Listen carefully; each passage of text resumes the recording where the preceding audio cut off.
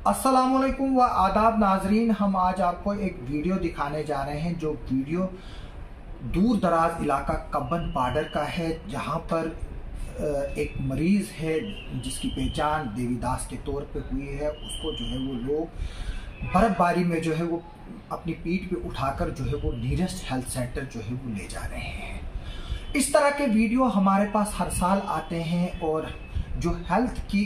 Department की और health facilities के जो हालात हमारे रूरल एरियाज़ में है वो जो है वो नाकाबिले बर्दाश्त है और लोगों को जो है वो इसमें काफ़ी सफ़र करना पड़ता है, और ख़ास तौर पर जब सर्दियों का मौसम हो और बर्फबारी का मौसम हो। आप इस वीडियो में देख सकते हो कि किस तरह से एक शख्स को जो है वो लोग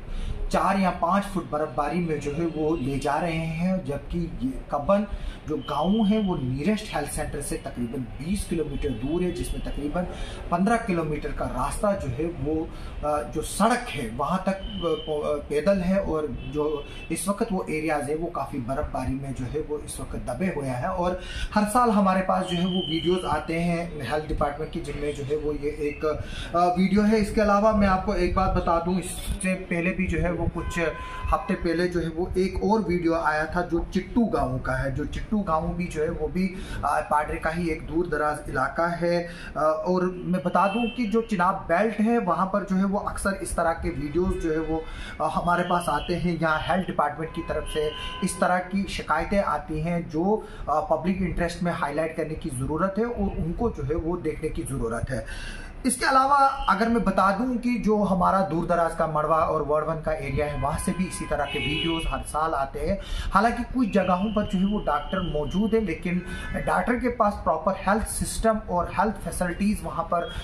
ना होने की वजह से जो है वो लोग अक्सर फर्स्ट एड ट्रीटमेंट लेकर जो है वो इन इलाकों से जो है वो शहर के अस्पतालों की तरफ जो है वो रुख करते हैं। लेकिन ना ही एम्बुलेंस इनको अवेलेबल होती है और ना ही रास्ता जो है वो अवेलेबल होता है, क्योंकि पहले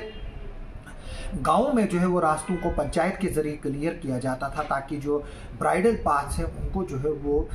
चलने के काबिल जो है वो बनाया जा सके। लेकिन पिछले कुछ सालों में जो है वो इनको नरेगा में जो है वो किया जाता था, लेकिन पिछले कुछ सालों में जो है वो अब इस तरह के जो है वो फाइनेंशियल जो फंड्स आते थे वहाँ पर वो नहीं आ रहे हैं। तो इसलिए जो है वो हर बार और हर साल जो है वो वीडियो आते रहते हैं पूरे चिनाब बेल्ट से इस तरह के, क्योंकि चिनाब बेल्ट एक वाहिद एक ऐसा एरिया है जहाँ पर रोड की कनेक्टिविटी जो है अक्सर दूर दराज इलाकों में जो है वो नहीं पाई जाती है। जबकि यहाँ पर अगर हम देखें डॉक्टर के अलावा यहाँ पर एनओज तक भी जो है वो इलाज करते हैं। और हमने कुछ 2 दिन कबल देखा था कि किस तरह से गुंदना एरिया से एक प्रेग्नेंट औरत और उसके बच्चे की जो है वो जान चली गई थी पेट में ही, जबकि उसको एक एनओ ने ट्रीट किया था और उस पर इल्ज़ाम था कि उसने उसको इंजेक्शन दिया जिसकी वजह से उसकी जो है वो मौत हो गई। हालांकि ये एनओ जो है वो पहले भी कंट्रोवर्सीज में रहा है और इसके जो हाथ है वो पहले भी जो है वो इस तरह के केसेस में जो है वो मुलविस रहे, लेकिन हाई हैंडेडनेस होने की वजह से जो है वो इसको आज तक कोई जो है वो छू नहीं पाया। लेकिन अब हमारे पास एक आर्डर आया है, डिप्टी कमिश्नर जो डोडा है विशेषपाल महाजन जी, उन्होंने जो है वो एक आर्डर निकाला है जिसमें एक प्रेग्नेंट लेडी जिसकी पहचान शाइस्ता बेगम हुई है, वाइफ ऑफ मोहम्मद अब्बास है, जो दूर अनंतनाग में जिसकी शादी हुई है, और जबकि इसके जो ये असली रहने वाली थी हाजीपुरा गुंदना की। और इसकी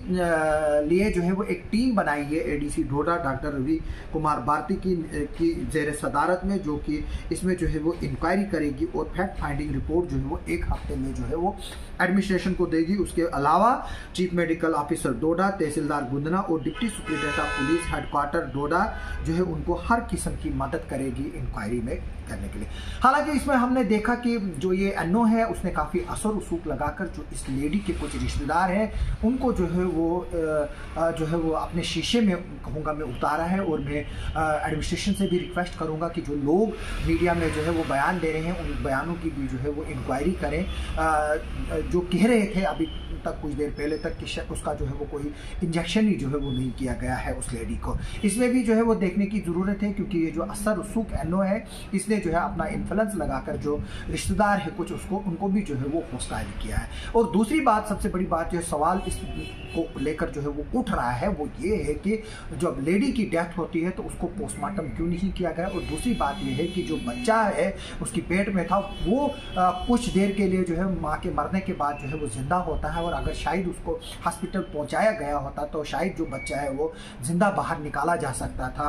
जो मदर है उसका ऑपरेशन करके। लेकिन इस तरह का भी जो है वो कुछ नहीं किया गया। एक तरह से मैं कहूँगा कि ये 2 कीमती जानें, एक बच्चे की और उसकी माँ की जो है वो चली गई है इस बदकिस्मत हादसे में, जहाँ पर एक अन्नो जो है वो इलाज कर रहा था और इंजेक्शन कर रहा था। इस पर जो है वो एडमिनिस्ट्रेशन और पुलिस को देखने की ज़रूरत है और इसमें FIR लगने की ज़रूरत है, ताकि जो लोग इसमें मुलविस है उनके खिलाफ जो है वो कार्रवाई की जाए। हालांकि ये बात जग जाहिर है कि काफ़ी एरियाज़ जो है वो अर्शवाइल डोडा डिस्ट्रिक्ट के जहाँ पर मेडिकल स्टाफ या हेल्थ फैसिलिटीज़ नहीं है, लेकिन इस तरह के केसेस जो है वो कई जगह से आते हैं। लेकिन ये जो गुंदना एरिया है वो डोडा से उतना दूर भी नहीं है कि यहाँ पर एक अन्नो जो है वो एक प्रेग्नेंट लेडी का जो है वो इलाज करने बैठे और एक प्राइवेट क्लिनिक पे या एक प्राइवेट मेडिकल शॉप पर लेकर जो है उसको इस तरह के एक्सपेरिमेंट किए जाए। हम अब देखेंगे आगे चलकर जो है वो क्या इस पे एक्शन लेती है डोडा एडमिनिस्ट्रेशन और पुलिस। हमें इंतज़ार रहेगा उस रिपोर्ट का भी, और इसके अलावा हमें ये भी इसका इंतज़ार रहेगा कि जो किश्तवाड़ के दूर दराज इलाके हैं जहाँ पर हेल्थ फैसिलिटीज़ नहीं है, वहाँ पर गवर्नमेंट जो है वो उन फैसिलिटीज़ को प्रोवाइड करने के लिए क्या करती है। आप सबका सुनने के लिए और देखने के लिए बहुत बहुत शुक्रिया।